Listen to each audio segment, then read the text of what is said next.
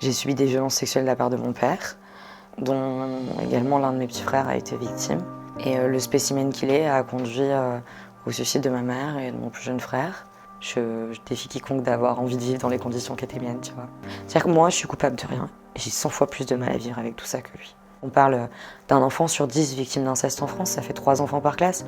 160 000 enfants victimes en France de violences sexuelles pour 1000 condamnations prononcées. Je me bats pour ça. Ma phrase, c'est de me dire, je refuse que mon petit frère Karl soit mort pour rien. Comment tu résumes cette histoire en une phrase?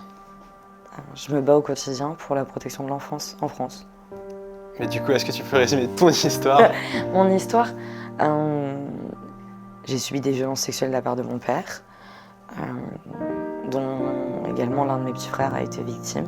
Et le spécimen qu'il est a conduit au suicide de ma mère et de mon plus jeune frère. Depuis, je lutte contre les violences intrafamiliales sous toutes leurs formes en France, pour faire en sorte que ce que j'ai pu vivre, directement ou indirectement, n'arrive plus. Ça a commencé comment la violence? Moi, je dirais que je me souviens de mon enfance à partir de 5-6 ans, par flash. Et de mes plus petits souvenirs à aujourd'hui, mon père a toujours été violent, mais il était moins violent que ma maman, c'est-à-dire qu'il frappait moins souvent, simplement beaucoup plus fort. Mais c'est pas ce qui m'a le plus traumatisé, moi, c'était le côté incestueux, donc les attouchements et plus, puisque moi, à l'âge de 11 ans, j'ai parlé à ma mère en 2008. Je suis allée la voir et je lui ai révélé ce que mon père me faisait et le viol que je dénonçais, donc j'avais 11 ans. Et comment ta mère a réagi? Alors il faut savoir que c'est compliqué parce que mes parents à cette époque-là étaient ensemble, mariés, vivaient sous le même toit. J'avais 3 petits frères, enfin pas encore puisque ma mère était enceinte du petit dernier à ce moment-là. Elle a réagi comme quelqu'un de sonné, d'anéanti et en même temps elle a immédiatement souhaité parler avec notre père parce que c'était le soir, c'était la nuit en fait quand je suis allée la voir. Et moi j'ai pas compris.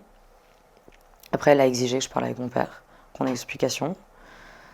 Et après, tous deux ont exigé que je me taise. Donc t'as confronté ton père? En fait, le but, c'était pas de me confronter, parce qu'a priori, quand ma mère lui a parlé, il a pas nié.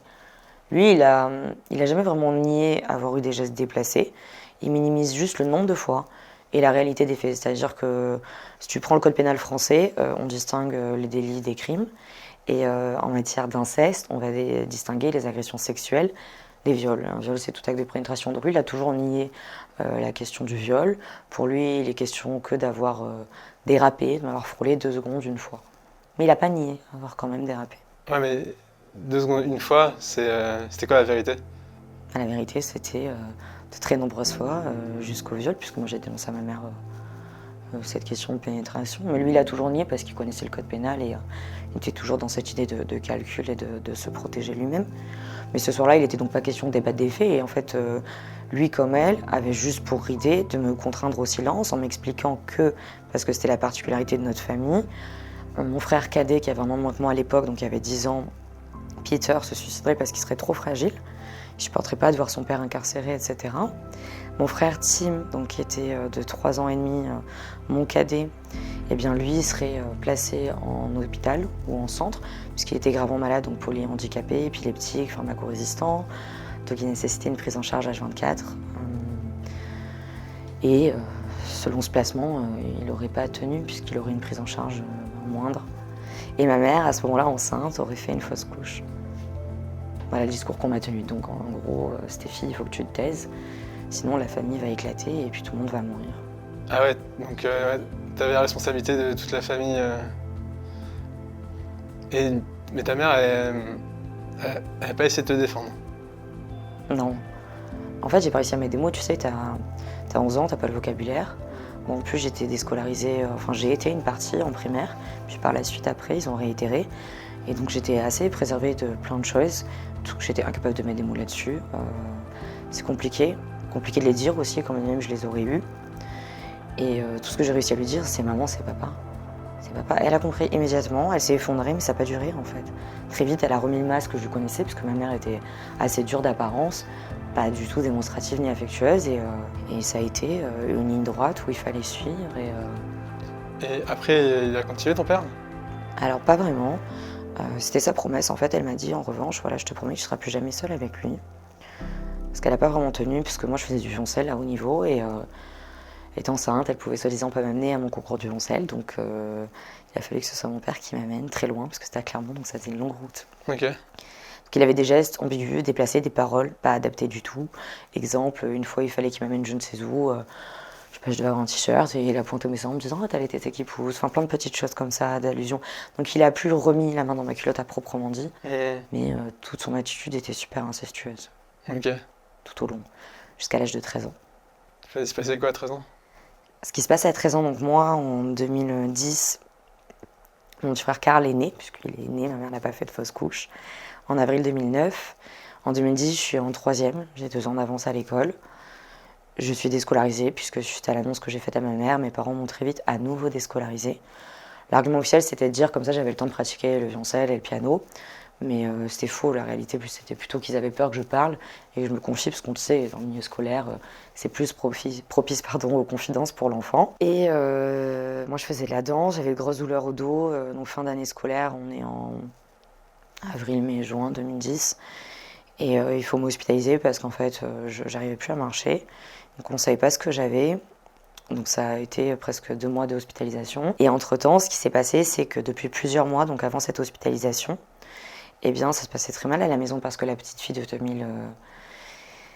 2008 qui parle à sa maman et la petite fille de 2009 qui obéit à ses parents et qui se tait et qui pleure en silence le soir et qui est persuadée que c'est le seul moyen de protéger sa famille. Bah, la petite fille, elle grandit et elle voit qu'en fait, se taire, c'est protéger ses parents et pas forcément ses petits frères.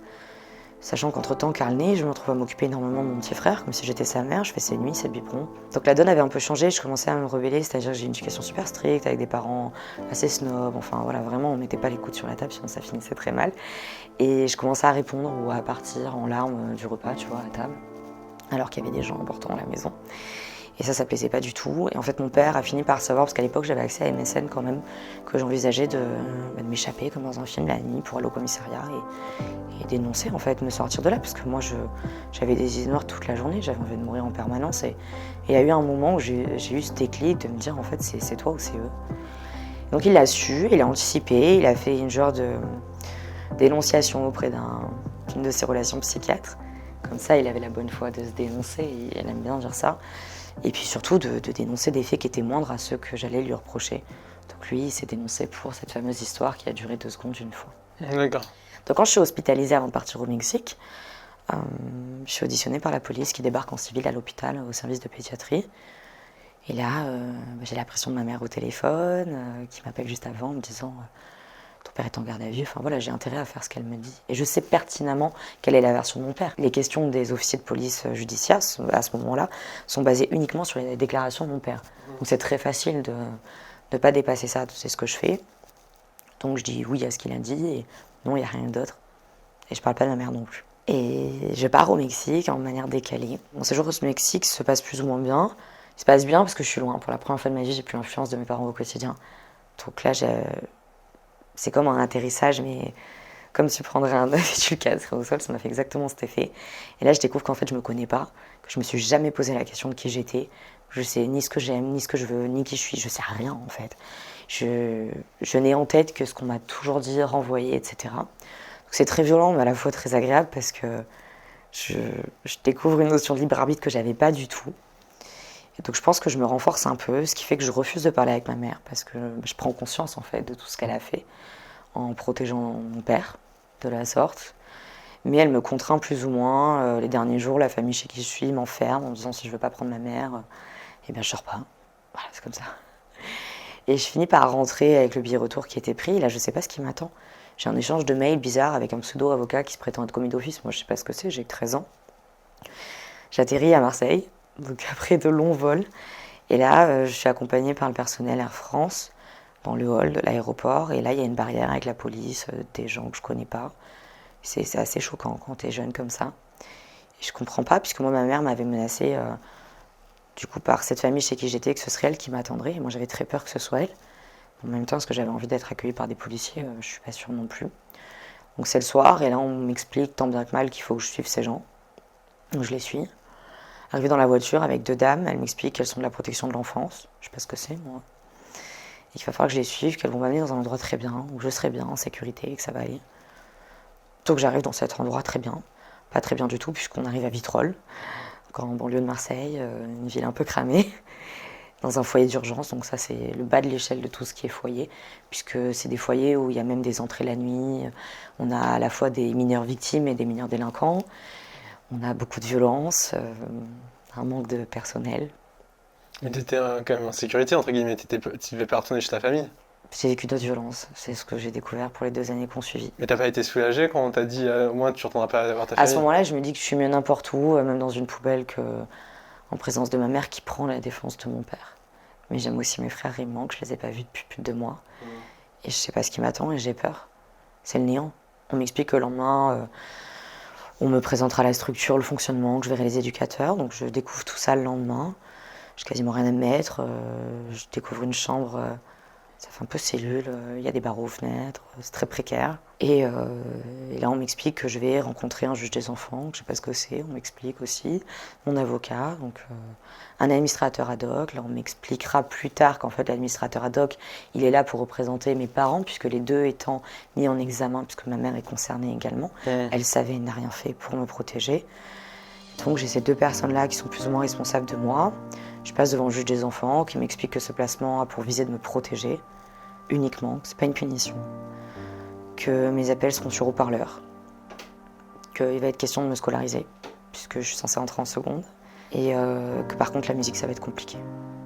Bah oui, l'État n'a pas les moyens de payer mes cours particuliers de violoncelle, j'ai pas d'instrument avec moi, mes parents me le remettent pas. Très dur pour moi parce que c'est ce qui m'a beaucoup sauvée, je pense, pendant toutes ces années. Donc je perds un peu tous mes repères. Mais en même temps, je suis plus obligée de voir mon père. Ce dernier, dont j'apprends en même temps qu'il a été incarcéré suite à sa 2e garde à vue. Parce que ce qui s'est passé, c'est que j'ai une première audition de police à l'hôpital et sur les quelques jours avant que je parte au Mexique, j'ai demandé à être réentendue. Je suis auditionnée une première fois à l'hôpital. En sortant, ils veulent m'auditionner au commissariat parce que les auditions des mineurs doivent être filmées. C'est la loi. Durant cette audition, la dame qui m'auditionne me dit, parce qu'elle a senti que je disais pas la vérité. C'était pas possible que ça soit passé comme ça. Ça n'avait pas de sens. Pourquoi? Parce qu'il peut pas me refouler 2 secondes une fois comme ça et pour d'un coup se dénoncer. Ouais, c'est bizarre. Il y avait un truc un peu incohérent dans son histoire. Bah oui, ça n'a pas de sens. Ouais. Puis elle avait vu le spécimen, je pense. Donc, et puis ça se voit. Tu le vois quand même, la posture de la victime. C'est quoi la posture de la victime? Il y a 1000 postures de victime. Mais je pense qu'on voit que la personne, elle n'est pas forcément à l'aise. Je fais des réponses très courtes. Je m'embrouille. Et puis ça se voyait, je pense que ça se voyait que je mentais, je suis une mauvaise menteuse. Ok. Donc elle l'a vu et elle m'a dit, Stéphie, si tu veux t'en sortir, parce que je pense qu'elle a senti le fait que j'avais quand même envie d'avancer. J'avais pas envie de mourir, j'avais pas envie que ça s'arrête là, je voulais envisager un avenir, même si c'était complexe à ce moment-là. Et elle m'a dit, si tu veux t'en sortir, si tu veux une chance de vivre vraiment pleinement, il va falloir que tu dises toute la vérité, tu pourras pas vivre avec ça autrement. Du coup, je pense que ça a fonctionné, parce que j'ai demandé à être auditionnée 2-3 jours, même pas après. Là, t'as dit vraiment la vérité? Alors j'ai dit ce dont je me souvenais. Parce que tu sais, quand tu vis tel trauma, tu fais abstraction de certaines choses. Il y a des incidents quand j'avais 8 ans que j'avais pas vraiment matérialisé. Tu sais, quand tu as toujours connu qu'un modèle, qu'un schéma, c'est ta norme. Ouais. C'est le problème de la normalité, ça veut tout et rien dire. En fait, tu sais pas où te placer par rapport à ce qui est pas bien ou normal. Exactement. Est-ce que finalement, c'était pas normal de mettre des claques à ses enfants? Aujourd'hui, je suis maman. Je te dirais, on frappe pas son enfant. Mais quand tu as connu que ça, finalement, c'était un modèle familial. Ouais. Et tu as des gens qui pensent encore comme ça aujourd'hui, même si on est en 2023. Donc il m'a fallu du temps, mais petit à petit, au fur et à mesure que je parlais, je voyais le film et il y avait ça et ça. À la fois, il m'a couru après. Il a complètement emplâtré la porte de ma chambre. Plein d'actions bizarres de sa part, enfin, plein d'incidents. Et donc je raconte. Et en fait, plus je raconte, plus je vois que c'est pas normal. Et tu le vois dans les yeux de la personne. Tu te dis, ok, en fait, c'est grave. C'est plus grave encore que ce que je l'ai ressenti ou que je l'ai vécu. Et ça t'ancre comme victime. Alors c'est important, je pense, mais c'est pas facile à ce moment-là. En tout cas, moi, cette dame a vraiment fait un travail formidable et rares sont les personnes qui ont bien travaillé dans mon histoire de vie. Donc, je lui dois beaucoup. Et donc, mon père, suite à ces déclarations-là, pendant que j'étais au Mexique, vers la fin de mon séjour, a été placé en garde à vue une 2e fois. Suite à quoi il a été déféré, donc présenté devant le juge, qui était là pour décider de s'il le laissait en liberté ou non. Et ils ont décidé de le placer en détention provisoire. Ok. Donc, quand je suis arrivée en fait, du Mexique, mon père était au Beaumet. C'est une grande prison à Marseille. Tu t'es soulagée de savoir ton père en prison? C'est compliqué. Tu vois, là, on en vient à la culpabilité de la victime. C'est une question que les gens posent beaucoup. Moi, je le vois avec mon association aux victimes. Est-ce que Tu veux que ton père aille en prison? Qu'est-ce que tu souhaiterais? C'est super. Je trouve ça super dur de demander à une victime ce qu'elle veut parce qu'elle va te répondre, je veux la paix. Je veux me sentir en sécurité, je veux qu'il puisse pas m'approcher. Je veux la paix, la sérénité. Mais elle ne souhaite pas forcément qu'il aille en prison, l'agresseur. C'est pas forcément ce qu'on recherche. D'un côté, je pense que c'est important, parce que c'est important de marquer que c'est pas OK ce que la personne a fait et il faut une sanction. C'est impératif. C'est pour ça que c'est insoutenable quand la personne elle est déclarée irresponsable et qu'elle finit en hôpital psychiatrique ou autre, parce que du coup, on n'a pas cette notion vraiment de sanction. Elle est déresponsabilisée alors qu'en fait, aux yeux de la victime, elle est coupable. Donc la prison, elle vient acter ça. Mais pour une victime, et je pense de surcroît d'inceste, ça fait qu'accentuer la culpabilité parce qu'à ce moment-là, quand tu es aux prémices en fait de ta résilience, tu te dis c'est ma faute. Donc tu vois, tu as vraiment l'impression d'avoir causé un cataclysme alors qu'en fait, toi, tu n'as rien causé du tout, tu es juste la première personne à avoir subi la personne. Donc moi, non, j'étais soulagée qu'il puisse plus m'approcher. Aujourd'hui, t'as revu ton père? Aujourd'hui. Voilà, t'es bien assis. Euh, c'est drôle pour moi de parler, enfin drôle. Je pense pas que ce soit très rigolo, mais ça me semble tellement loin de parler de ce que j'ai vécu enfant parce que j'aimerais te dire, ok, en fait, le mec m'a juste fait ça. Tu vois, j'aimerais tellement que ce soit que ça. Ça serait tellement génial que je sois juste une simple victime d'inceste. Mais en fait, mon père, j'aime pas trop ce terme, mais c'est un petit clin d'œil, il a quand même limite génocidé toute ma famille. Parce qu'en fait, mon père, je pense qu'il faut la faire bref parce que l'histoire est trop longue, on pourrait faire un livre en 3 tomes. Il a été condamné pour des faits qui ont été correctionnalisés. Par correctionnalisation, on entend le fait qu'ils n'ont pas retenu le viol, ce qui est très complexe et ce qui se passe dans une grande majorité de dossiers en France, tristement, mais les agressions sexuelles. Donc il est passé au tribunal correctionnel, il a pris 3 ans, dont une année ferme. Et quand il a été jugé en fin d'année 2011, il avait déjà fait 1 an de prison. Donc ça a été déduit, il est sorti le soir même du procès. Moi, en revanche, j'ai continué à être placée. Parce que la lenteur des services sociaux, parce que... Pourtant, ma mère, entre-temps, avait demandé le divorce. Ma mère a fait du chemin. Elle n'était pas parfaite, c'est vrai, elle a fait de nombreuses erreurs, c'est vrai aussi. Mais elle avait fini par atterrir, à prendre un avocat, à se séparer, à assumer plus ou moins quand même ses actes et son erreur de positionnement, qui peut-être même plus, ça se débat. Et moi, j'avais envie de lui pardonner, c'est ce que j'ai dit le jour du procès. J'ai dit, parce qu'on m'a demandé ce que je pensais de mes parents. Et j'ai dit que j'y mettais vraiment une grande nuance entre mon père et ma mère, parce que mon père, quand il m'avait fait du mal, il l'avait fait en pleine conscience. Il n'avait aucun problème avec ça. Et si toutefois il exprimait un remords ou autre, c'était uniquement parce que ça avait des répercussions sur sa vie, sur sa personne. Ma mère, elle a fait mal. Elle a été violente. Plus souvent que mon père, moins fort, mais peut-être plus souvent. Elle a été très dure. Elle m'a pas appris à m'aimer. Enfin, je dirais, elle a passé... Ces 13 années que j'ai vécues au quotidien avec ma maman, je n'ai entendu que des reproches et... Enfin, c'est terrible en fait de réaliser que tu t'aimes pas parce qu'on t'a jamais appris à le faire. Et je pense qu'en tant que parent, on est indispensable là-dessus. Mais elle a jamais voulu me faire de mal, tu vois. Et je pense qu'elle n'avait pas la capacité, c'est pas pour l'excuser, mais elle n'avait pas fait le cheminement personnel par rapport à sa propre enfance pour être à même d'être cette maman-là pour moi. Du coup, je me permets de te reposer la question, t'as revu ton père? La dernière fois que j'ai revu mon père, c'était aux obsèques de l'un de mes frères. Et la dernière fois que je l'ai entendu, c'était au téléphone, la veille des obsèques de mon dernier petit frère décédé, Et il t'a dit quoi? qui me souhaitait de bonnes obsèques. C'est bizarre. C'est mon père. Donc pour te faire la synthèse, je passe plus de 2 ans au foyer. Et après ma 2e année de placement, je réussis tant bien que mal à obtenir le droit de retourner vivre chez ma mère. Je veux pas y aller pour ma mère, je veux y aller pour voir mes petits frères. Que j'aime plus que tout au monde. J'ai 3 petits frères à ce moment-là, mon cadet qui est tout proche de moi. Je vois pas mon petit frère tout petit qui grandit, Karl, et mon frère qui est malade, qui risque de mourir à chaque seconde, qui parle pas, qui marche pas, qui mange pas seul. Je le vois pas non plus. C'est dur, je veux revenir chez ma mère et je veux les voir, mes frères. Donc je finis par craquer à la 2e année de mon placement et je fais une tentative de suicide, qui est plus qu'une tentative puisque j'ai été en réanimation, j'ai fait quelques jours de coma. Mais je l'ai dit, c'est pas un truc qui était là pour dire help me, c'était vraiment je n'en peux plus. Et ça fait des mois que vous êtes prévenus. Quelle raison j'ai de vivre aujourd'hui, tu vois? Je suis contre les idées noires et j'estime, et je le crie haut et fort, que le suicide n'est jamais une option. Mais pour la jeune fille que j'étais à 14 ans, moi je me pardonne. Je défie quiconque d'avoir envie de vivre dans les conditions qui étaient miennes, tu vois. Suite à ça, je retourne vivre chez ma mère, je passe mon bac, j'obtiens mon bac avec mention, tant bien que mal, en séchant les 3/4 des cours, mais on y arrive, c'est déjà une victoire, je sais pas ce que je veux faire.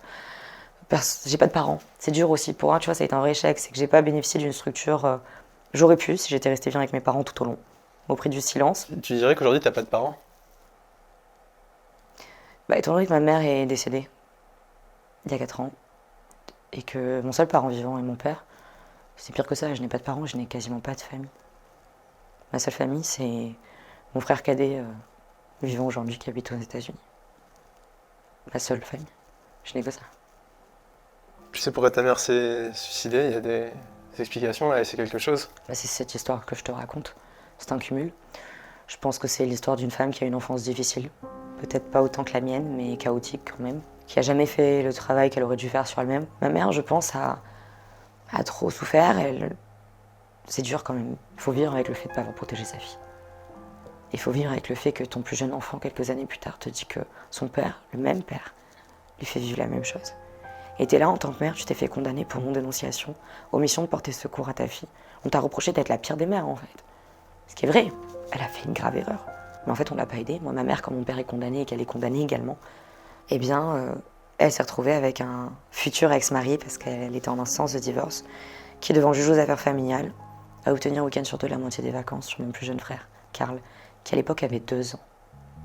Donc on a un homme qui est condamné pour des faits de pédocriminalité sur sa fille.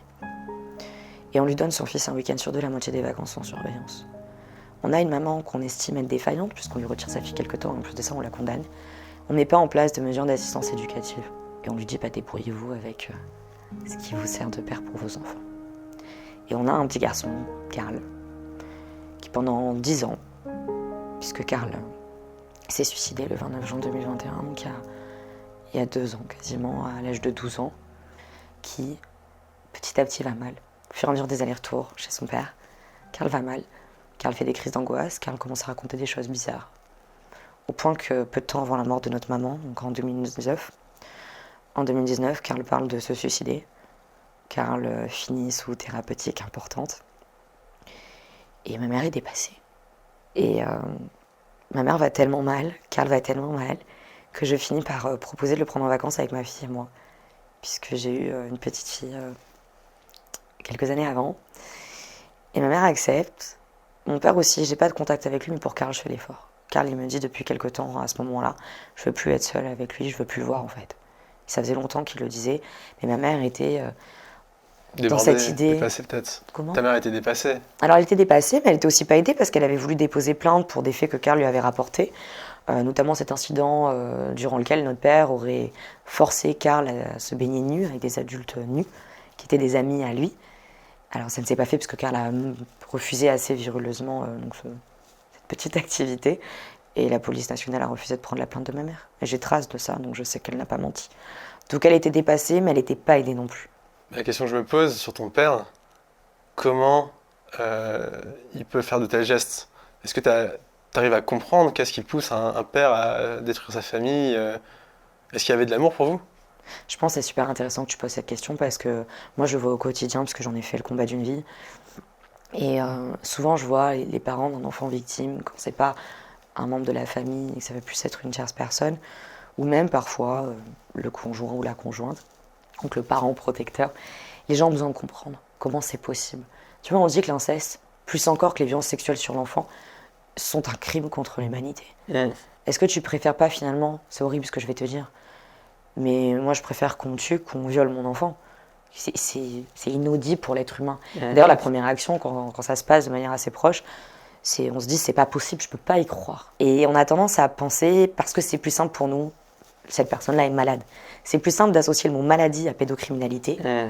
Comme ça, on se dit, il n'y a pas la conscience, il n'y a pas la volonté, etc. Moi, je pense que c'est plus complexe encore. Il y a des personnes, effectivement, qui souffrent de pathologies diverses et variées, où là, on peut effectivement parler de maladies plus ou moins. Prenons l'exemple d'un mec violent. Il va te dire qu'il t'aime. Peut-être qu'il t'aime dans sa notion à lui de l'amour. Mais ce qu'est l'amour pour lui n'est pas ce qu'est l'amour pour toi. Donc non, moi j'estime que notre père nous a jamais aimés. Je pense pas qu'il en ait la capacité. Je pense que pour aimer quelqu'un, il faut quand même avoir une faculté à minima, de dévouement, d'altruisme, une grande bienveillance. Enfin, il y a quelque chose de très sain. Et ces profils-là de personnes ne sont pas saines. Il éprouve un plaisir dans le fait, dans une sexualité complètement débridée, puisque imaginez avoir une sexualité avec un enfant dont on sait que de facto il n'est pas consentant. Oui. C'est pas la sexualité. Donc le type, il a quand même perdu son ex-femme et ses 2 enfants. l'espace de 2 ans, il sait qu'il est responsable. Ouais, Qu'il soit pas désolé, c'est quelque chose. Maintenant, nier sa responsabilité, ça, ce serait gros, même s'il peut s'y amuser. Et il vit très bien avec ça. Le 14 avril dernier, il fêtait ses 56 ans. Mais le lendemain, le 15 avril, mon petit frère Karl n'a pas soufflé sa 14e bougie.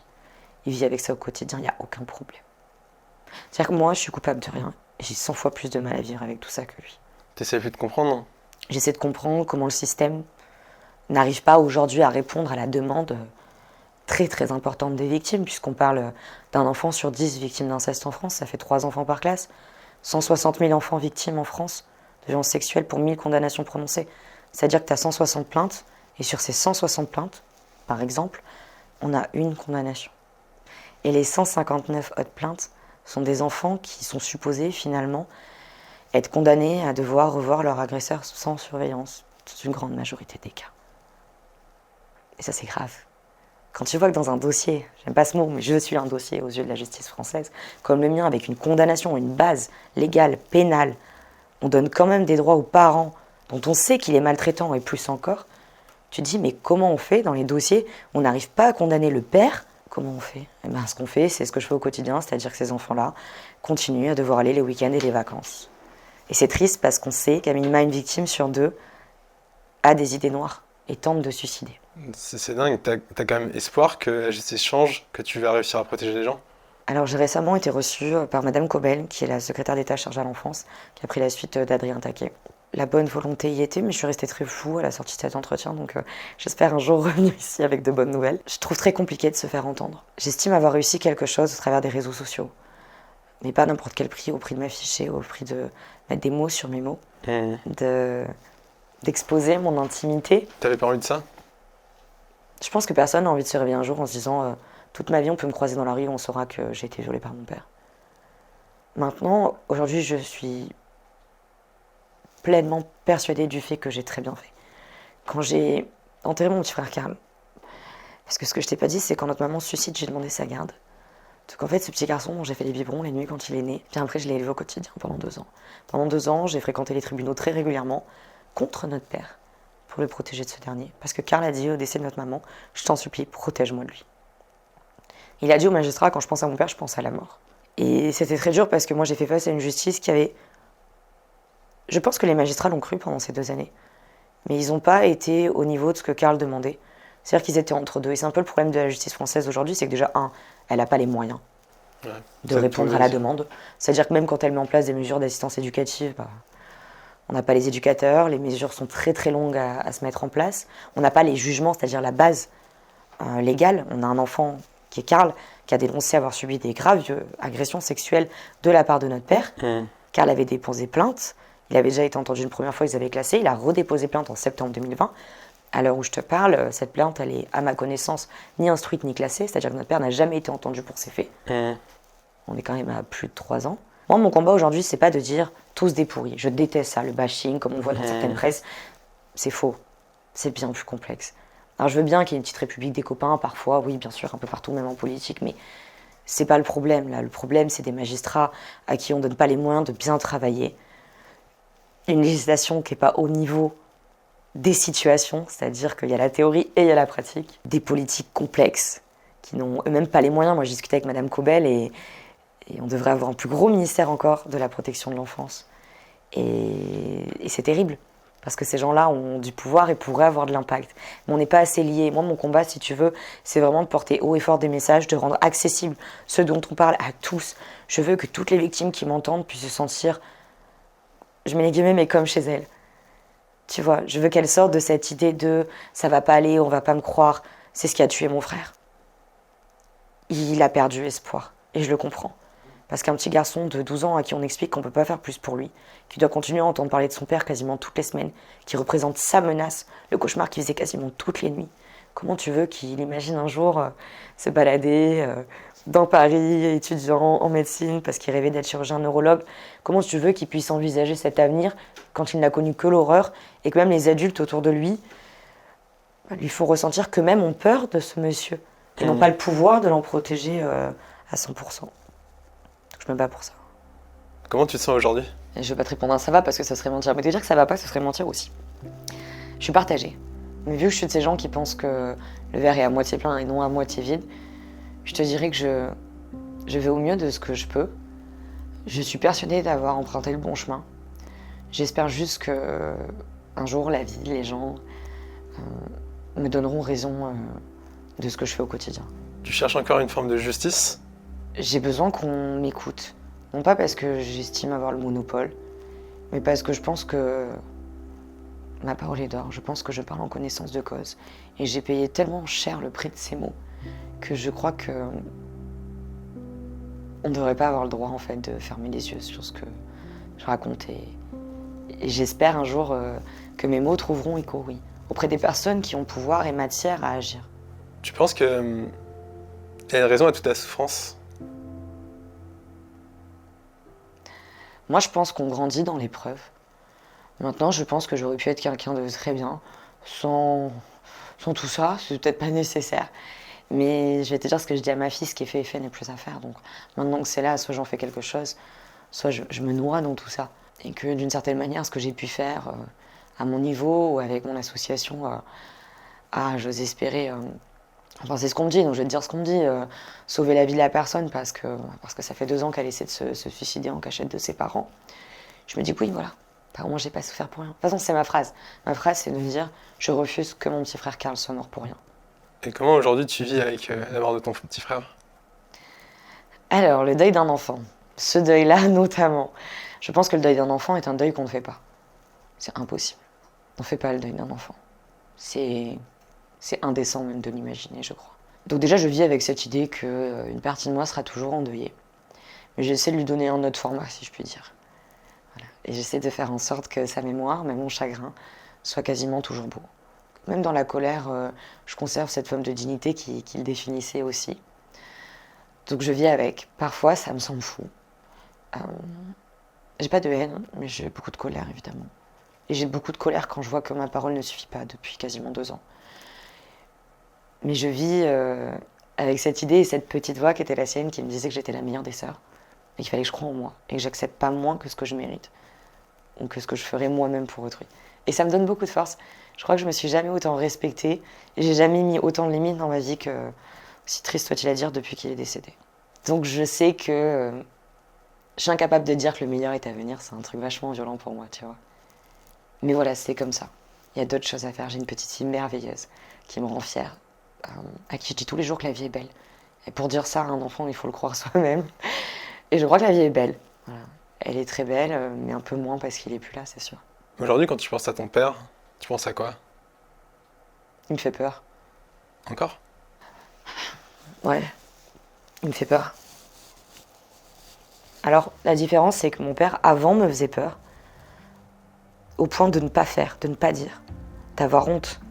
Aujourd'hui, il me fait peur, mais ça ne me freine pas. Mais parfois, oui, parce que tu sais, j'ai fait ce qu'il craignait. J'ai médiatisé. Alors aujourd'hui, ça doit bien le faire rire, en partie du moins. Parce que j'ai de l'écho, mais j'ai pas encore. J'estime ne pas avoir encore accompli ce que je voulais. Moi, je voudrais qu'aucun Français ne passe à côté du prénom de mon petit frère. Et que quand il entend ce mot, ce prénom Karl, il réfléchisse automatiquement auquel inceste existe un enfant sur 10. À mon niveau, je peux faire quelque chose. Ne serait-ce qu'en étant vigilant et en n'en faisant pas un tabou. Rien que ça, c'est tout simple. Je pense que plus l'histoire de Karl va être connue, plus je vais réussir dans ce que j'entreprends, dans ce combat de la protection de l'enfance. Et plus sa colère, sa haine, tout ça, quand ça va vraiment nuire à sa vie, parce qu'aujourd'hui, alors mon nom de famille, on le trouve, mais je le dis pas ouvertement, etc. Je pense que ce jour-là, oui, je risque de me prendre une balle. Aujourd'hui, tu penses qu'il est bien avec tout ce qu'il a fait? Ah bien, il va très bien, oui, ça, y a pas de souci. Ah ouais? Oui, il mange du caviar, il boit du champagne, il a aucun problème d'argent, il a même pas besoin de travailler. Non, mais au fond, après tout ce qu'il a fait... Et il hérite même à 50% de ses enfants, c'est le comble. Ah bah oui, je peux même te dire qu'il a refait sa vie, avant le décès de ma mère, et qu'il a eu un enfant qui est plus jeune que ma fille, qui est donc de 2016, mars 2016, que la fille de sa compagne, qui a l'âge qu'aurait Karl aujourd'hui, soit 14 ans. Donc il vit seul avec 2 enfants sans surveillance, il est inquiété de rien. Il a fêté récemment ses 56 ans, c'est terrible. Je crois que le plus terrible, c'est de se dire, en fait, il est seul avec des enfants, encore aujourd'hui. Et sa belle-fille, qui a 14 ans, au décès de notre maman, a appelé le 119, donc, qui est le numéro à appeler en cas de situation de danger pour l'enfant. Il y a eu une enquête et ça a été classé. C'est fou. Combien de récidives on va devoir attendre pour faire quelque chose? Ça va être très très frustrant de... En fait, tu vois les schémas et tu sais où ça amène. Et toi, tu l'as vécu.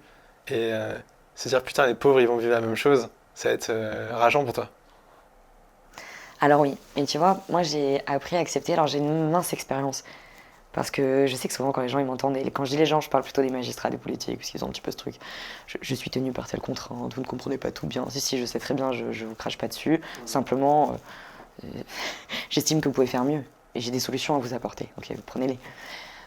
Mais je pense que si on est un peu coincé au niveau du système judiciaire, au niveau du système éducatif, parce que la prévention est un grand sujet en matière de lutte contre la pédocriminalité, on peut faire autre chose. Et ça, je le vois avec mon association. Et vraiment, c'est ma petite fierté. C'est qu'en prenant cette parole, et j'espère pour ceux qui m'écouteront, en faisant ce que je fais dans le quotidien et par ricochet, parce que sur la base de ma parole, d'autres en parlent autour d'eux, on offre de l'espoir. Et il n'a pas de prix cet espoir, parce que c'est cet espoir qui manque pour les victimes dans les procédures judiciaires, quand on n'arrive pas à condamner, parce que moi, parfois, je comprends que la justice soit limitée. Il y a des dossiers où elle ne peut pas faire plus. Préjugé innocent jusqu'à preuve du contraire, enfin, c'est extrêmement délicat. Et dans le terme violence intrafamiliale, tu as intra. Donc on est entre les murs, intramuros. C'est très compliqué d'amener la preuve. C'est difficile pour les forces de l'ordre. Mais il faut y croire, il faut faire son maximum, il faut blinder les dossiers et il faut bien accompagner les victimes. Donc il faut lutter contre les avocats qui sont peu scrupuleux, pas compétents. Il faut donner les informations aussi. Les gens sont livrés à eux-mêmes. Donc ça, il faut en parler, donner des clés et rendre le sujet accessible. C'est pour ça qu'à mon niveau, j'essaie de vulgariser. Aujourd'hui, tu dirais que la mémoire de Karl, c'est le combat de ta vie? En fait, tu vois, je crois que la mémoire de Karl, c'est la vie de tous ses enfants. Parce que faire à titre posthume, c'est bien beau que tout le monde sache que mon petit frère était le plus beau, le plus gentil, le plus intelligent, non mais c'est vrai. Mais ça ne le ramènera pas. Donc je trouve que la plus belle manière de l'honorer, c'est vraiment de faire en sorte que son décès, aussi tragique soit-il, contribue à faire avancer ce qui est très très long en France, à savoir ce système de protection de l'enfance. Et voilà, à faire... je sais pas comment dire ça, mais je veux que quand les gens entendent le prénom de mon frère, ils pensent responsabilité. Faut qu'on arrête de regarder depuis le canapé la télé et de se dire ah, ce pays de pédocriminels, on peut rien faire contre, je supporte pas ça. La critique est facile, l'arrêt difficile. Maintenant, la critique est possible, tu vois, mais je voudrais vraiment que les gens... Mon grand hashtag, c'est de dire tous concernés. Voilà, on est tous concernés. Pour ça, il faut que la parole se libère. En fait, la parole, elle est déjà libérée. Mais la question, c'est à quel point on est prêts, nous, Français, à l'écouter. Et à l'intégrer aussi. Tu vois, parce que souvent, c'est trop difficile. Moi, j'ai des gens, des fois, qui m'écrivent, qui me disent « Je peux pas te suivre, c'est trop difficile. » Bon, des fois, je mets un peu du contenu à la noix, parce que j'ai bien compris qu'il fallait aussi... Puis les gens ont besoin de me voir vivre et pas que pleurer, donc j'essaie de faire cet effort. Mais c'est vrai que c'est pas mon truc. Moi, j'aime parler de sujets sérieux, donc j'ai un peu de mal à aller sur la légèreté parfois, mais ça m'arrive. Et ils me disent « C'est trop dur de te suivre. » Donc des fois, je tape ton nom, je vais voir, mais j'arrive pas à te suivre. Bah non, en fait, me suivre, c'est me soutenir. C'est me donner une voix de plus pour ce combat. Parce que plus j'ai de gens qui me suivent, plus je suis crédible. Et plus les personnes que je vise, qui n'ont pas trop envie de se retourner sur moi parce que ce que je dis les dérange un peu, les confronte, bah n'ont pas le choix que de me recevoir. Et de m'entendre. Et de donner une place, en fait, dans les décisions qu'ils prennent, dans les réflexions qu'ils ont. Et ça se passe de plus en plus. Donc non, et puis mon grand mot, c'est partager, c'est sensibiliser. C'est dur à entendre, mais c'est la réalité, donc partageons-la.